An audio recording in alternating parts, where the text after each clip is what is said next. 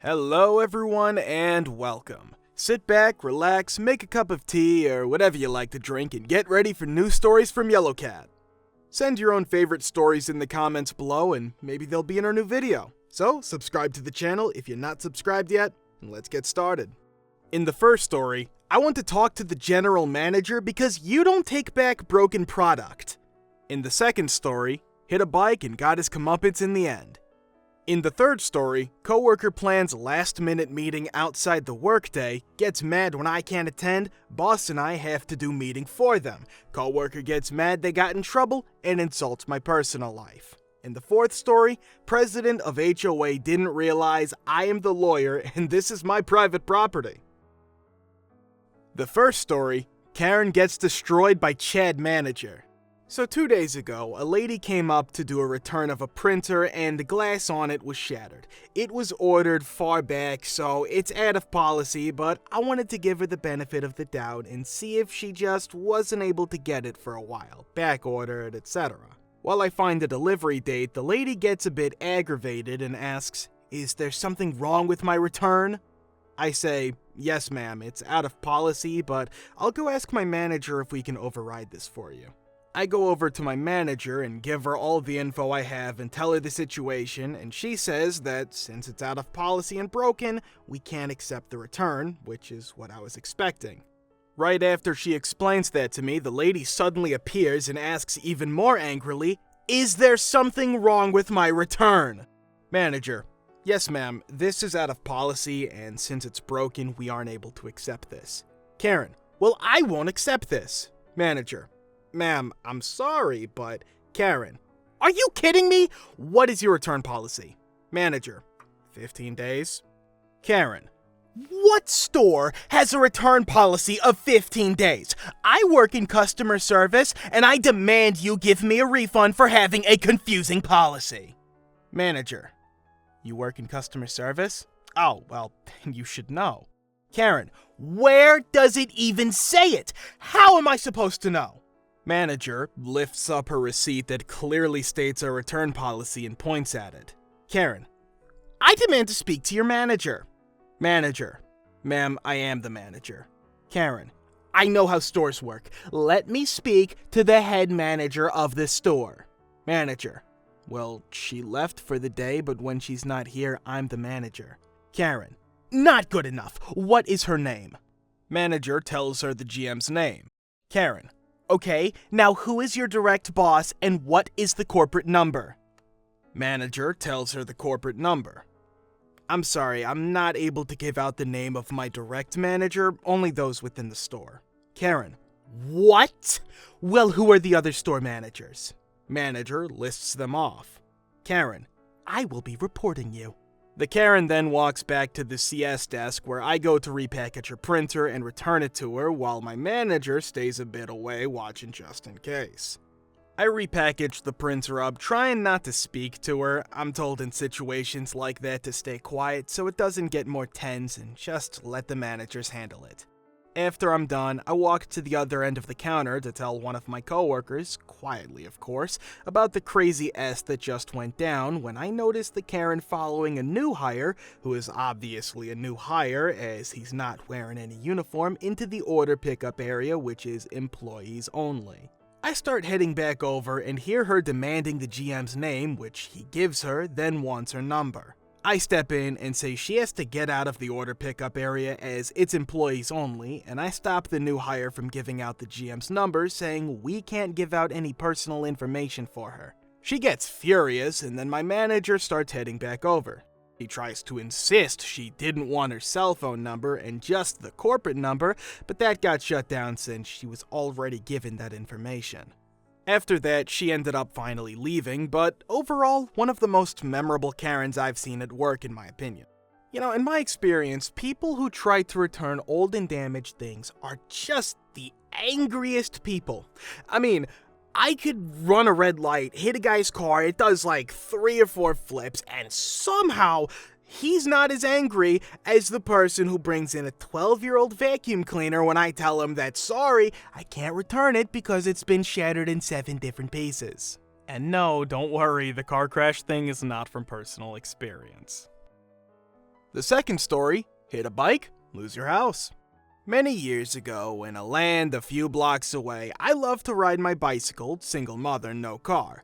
It was nothing really special, but it got me all over town. I mostly kept on sidewalks because traffic can be filled with too many entitled drivers. I got to a corner and saw a car coming up the side street to the stop sign. The driver slowed way down, so I assumed he would stop where he was supposed to. He didn't, my bad, because I had already started to ride my bike off the curb into the street in front of him. You guessed it, crunch! I squirmed my way from under the rest of my bike in the car and started checking myself for injuries. Just a bruised knee, so I was very lucky. The driver got out of his car and yelled at me for being in his way. Didn't ask if I was okay, and I yelled at him for running a stop sign. A passerby checked on me and called the police. While I was safely back on the sidewalk with the passerby, the driver pulled his car about 5 to 6 feet forward, dragging my bike. I think he knew he was in trouble, so he altered the accident site to look like he was already around the corner, because when the police came, that's what he told them. He said he stopped, proceeded around the corner, and I just barreled out into his path. The police officer asked for my story, and I asked him to ask the driver to back his car up a bit, and I'd show the officer exactly where we both were at the time of the accident. He was wondering how I could be so positive, but then, once the driver moved his car, I pointed to the scrapes in the street that my bike had made when I was hit. The driver got the ticket, and I got his information. I wrote several letters to him asking him to replace my bike, but he ignored them. I finally had to take him to small claims court to be compensated for my squished bike. He didn't show up. The judge reviewed all my evidence and awarded me the cost of a new bike, plus pain and suffering for my bruised knee. The court served him those papers, but he ignored them too. Now I'm frustrated. No money, no bike. Real entitlement begins. I found another secondhand bike and started riding around again. I decide to pedal by the driver's house just because I'm curious, and there's a for sale sign on his lawn. So he's trying to move and make a getaway just to avoid paying me? I went home, gathered all my paperwork regarding the judgment, and head to the courthouse. There, I filed a lien against his house for the judgment amount. Then I called his realtor and informed her of the judgment and lien. She called the driver. Now 6 months or so after the accident, I finally hear from the driver. He called and threatened me over the phone, telling me he had witnesses who could prove I was wrong about how the accident happened. I informed him that the time to have brought those witnesses was at the court date, which he missed. He told me that I'd better take the lien off the house. I refused. He tried to tell me he could sell it, then he would pay me. I told him that's not the way it works. Pay me, and I take the lien off. He growled something and hung up on me. 2 months later, I get a call from the realtor who wants to stop by and drop off a check. I sign the lien release and get a cashier's check, and my kids had a great Christmas. Note, his actual ticket was for not having insurance, not for hitting a pedestrian in a crosswalk. And this, my friends, is why we come to a full stop at a stop sign. The third story is, entitled coworker tries to schedule meetings outside of contract time and criticizes my non-work plans. I have a coworker who is really disorganized and waits until the last minute to schedule things, and so that frequently means getting a meeting at 4 o'clock on a Friday. For reference, my 8-hour workday ends at 3 o'clock, so these meetings make for 10-hour plus days, and because the coworker is so disorganized and unprepared, we frequently have to cover things that they should have done ahead of time, like creating an agenda or desired outcome at the actual meeting. Because these are required meetings, usually once or twice a month, I have to go to them no matter when they're scheduled and get extended pay for working overtime, but my coworker is supposed to give at least a week's notice, and I'd definitely rather have the free time than the money. Typically, if I don't hear by Thursday afternoon that they have scheduled the meeting for 4 o'clock on a Friday, I make other weekend plans like hiking or bicycling or going out somewhere. Yesterday, Friday, the coworker attempted to schedule the meeting at 4:45, but didn't put it on my calendar until 3:05. I should have been off by then, but I had an end-of-the-day meeting that went over by a few minutes, so I was doing a last check of email and then shutting things down for the weekend. I saw the meeting request and responded that that wasn't enough notice for a meeting that far outside the workday, and that I normally would not have even seen the notice until the following Monday, and CC'd my boss just so they knew I wasn't trying to shirk any duties.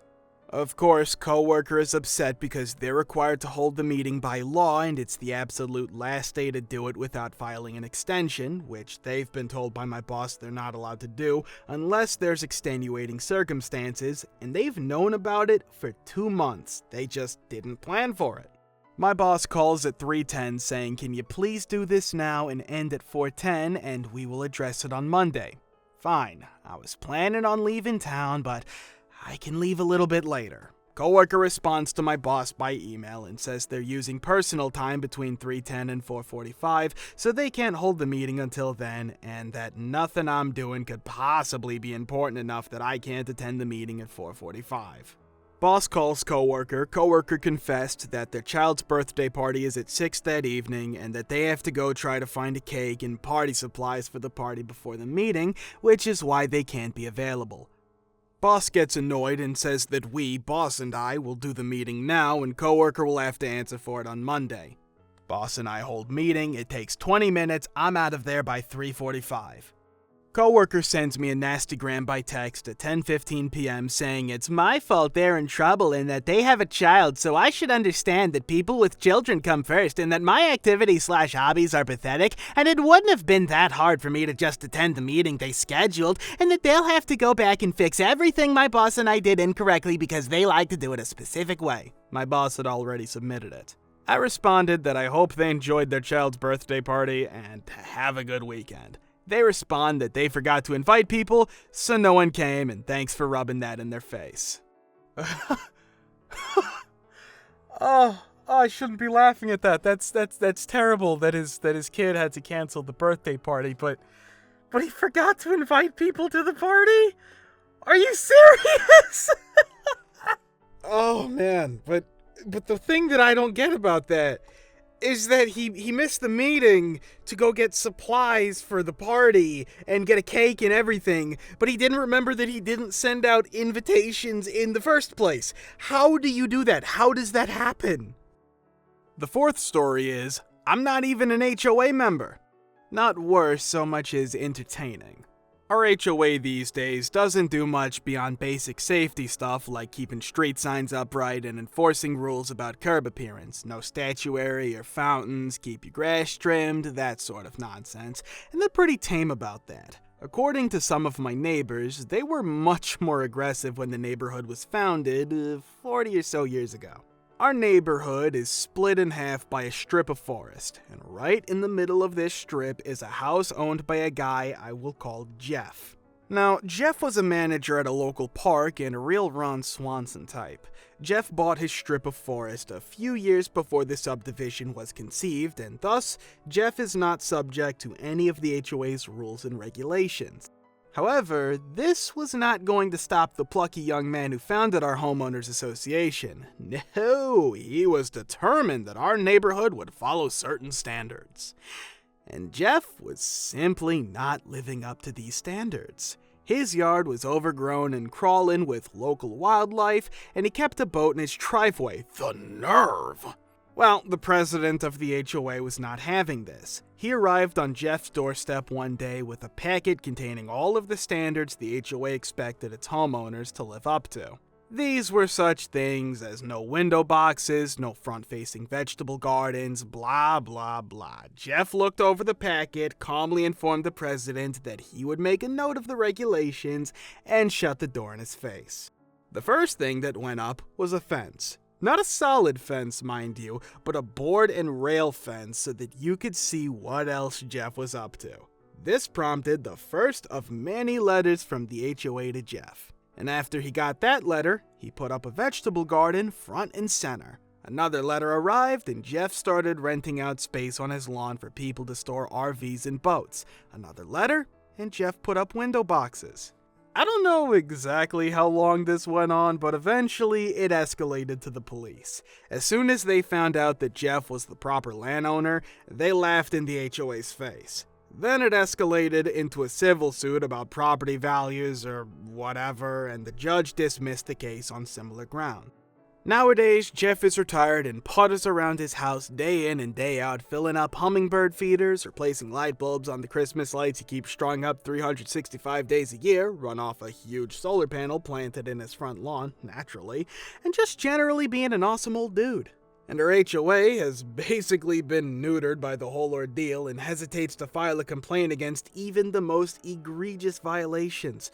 I'm looking at you, family that clearly runs some sort of business out of their garage. Yeah, way to go, old dude. Guys, thank you for all the support and the likes. Subscribe to the channel if you're not subscribed yet, and see you in the next video.